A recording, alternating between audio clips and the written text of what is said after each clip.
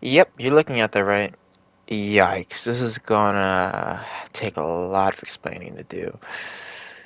Ooh, 5 wins, 8 losses, 1 tie. Alright, you know what? Let's just get into the video. Alright, so my name is Pringles. Basically, if you guys haven't noticed, if you haven't watched my recent video, I have actually hit Masters 5. From going from Diamond 4 to going to Diamond 2 after doing a really good game.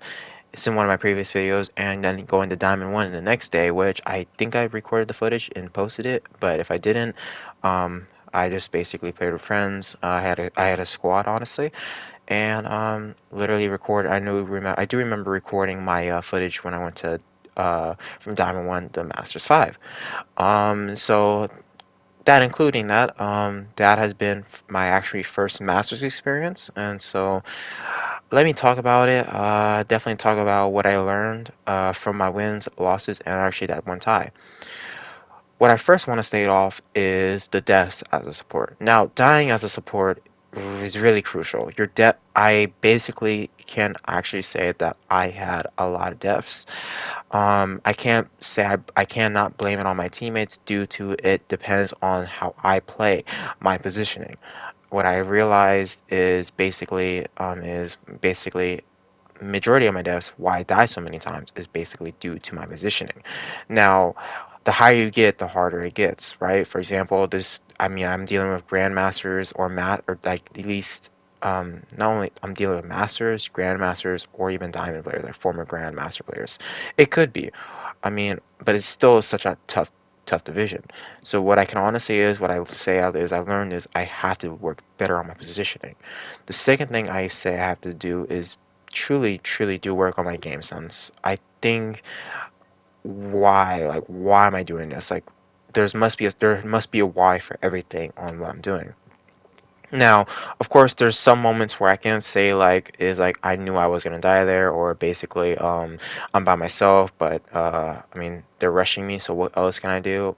But as a support, you literally have the choice to change the game. Meaning, like, for example, if my team's going bad, or they need more support or more heals, like, who do I go?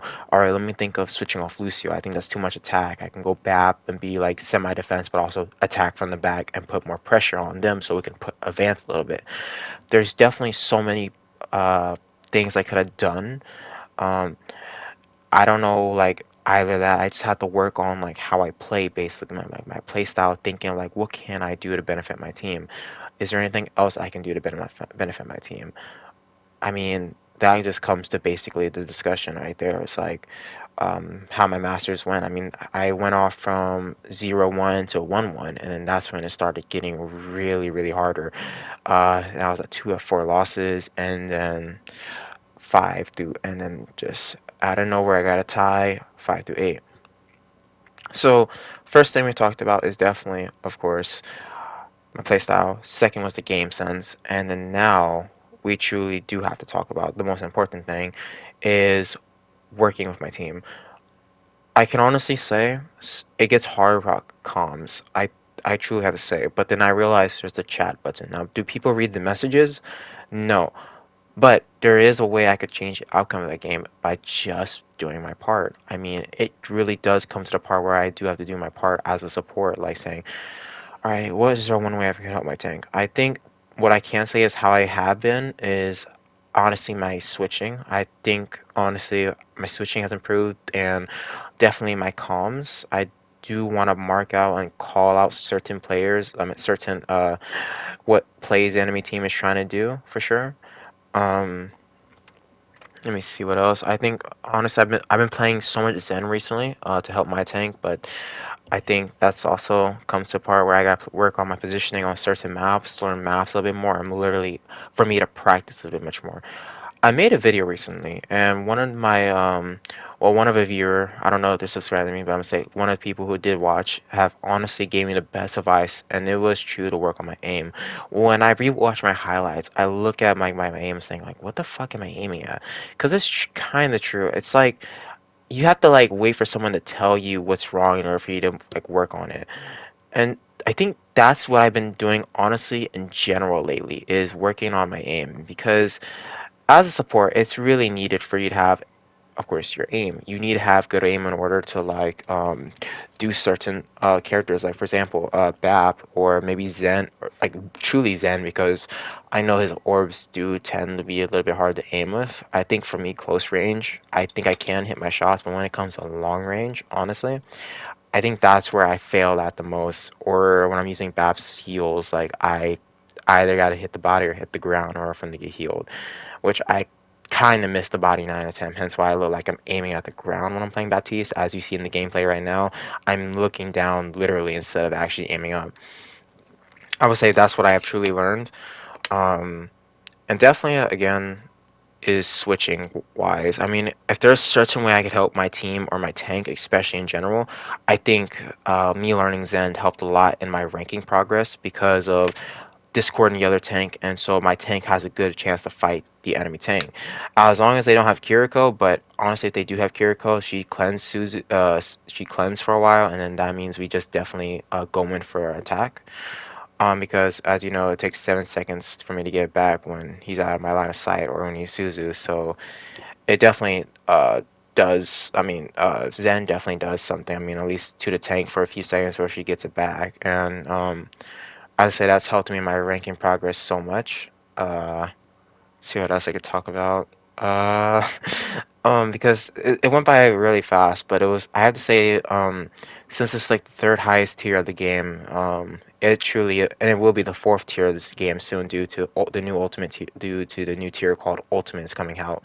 I have to say, learning, I mean, it was definitely a true hard experience because of not only am I playing, like I said, with diamonds, but I'm playing with other masters and actually for grandmasters or former grandmasters. I have to say, it depends. I mean, but it honestly is tough. I do have to admit, it honestly does get tougher and tougher, if you know what I mean. So that's what I truly have learned from my experience from going 5 through 8.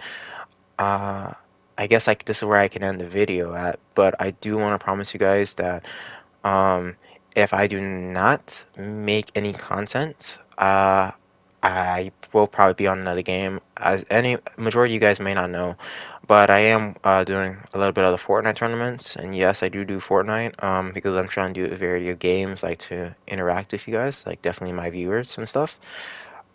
But that's also a heads up. I'm just gonna let you guys know you guys are gonna see much more different stuff on the channel. It's been on the channel, but it's mainly been my live streams since I'm like a lot of video making since I've been doing a lot of Overwatch content lately. So that'll be definitely new. But I definitely am still working on of a lot of basics. Definitely my game sense. I've been working on my aim and especially my play style, like how to benefit my team in general. Because it's true. I think, as a support, I'm supposed to support a heal on the team, of course, but there has to be a certain damage I know that I'm supposed to be damaging in order to help my team. And that's why I'm thinking of, like, okay, I know I got damage, but who do I go? And hence why, basically, I play a lot of Lucio, Bap, and Zen due to they do tons of damage. I have to say I do play Lightweaver, but he's probably going to be my fifth I learn. I master. I have to say I'm learning Mora because honestly I think Mora really is dominant due to like definitely her auras, but also her damage she does. Like, I mean, like, she fades, escapes, and etc. So Mora is definitely one I'm working on too. I know I should be working on Kiriko too. I haven't, I'm gonna be real honest, but Kiriko is really good due to her cleanse of certain attacks and also definitely her ult and her damage too. So I'll definitely learn her, of course, definitely later on. But I just wanted to come on here and talk about what's coming up, what I have learned from a master experience, and also what you guys definitely see. um, I honestly can't wait for the new season. Honestly, I heard there's gonna be definitely definitely new changes. Like all heroes are getting the support passive, where we auto heal when we're not in a fight or not damaged for a while. So I can't wait for that.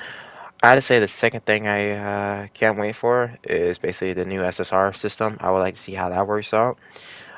Because it could be a hit or miss. I mean, they could have maybe did really well on it or not. So I just wanted to come on and talk on here, basically, and thank you guys for listening. And enjoy the last few minutes, I guess, of this gameplay. And peace. I don't know how he's getting those fire strikes, man. That's on me.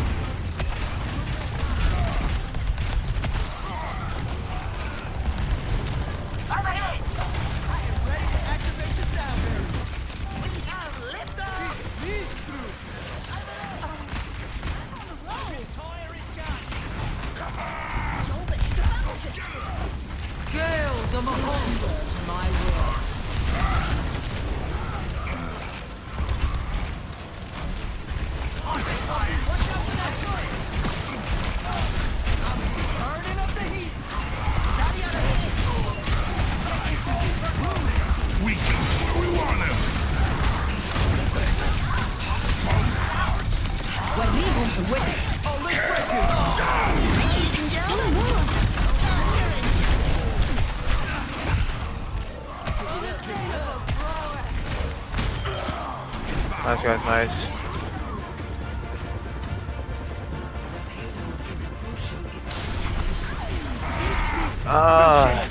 Nice playing with you guys. You for sure, broskies. Take care. GG's, man. Take care, man. Take care, everyone. Good shit, guys. Good shit.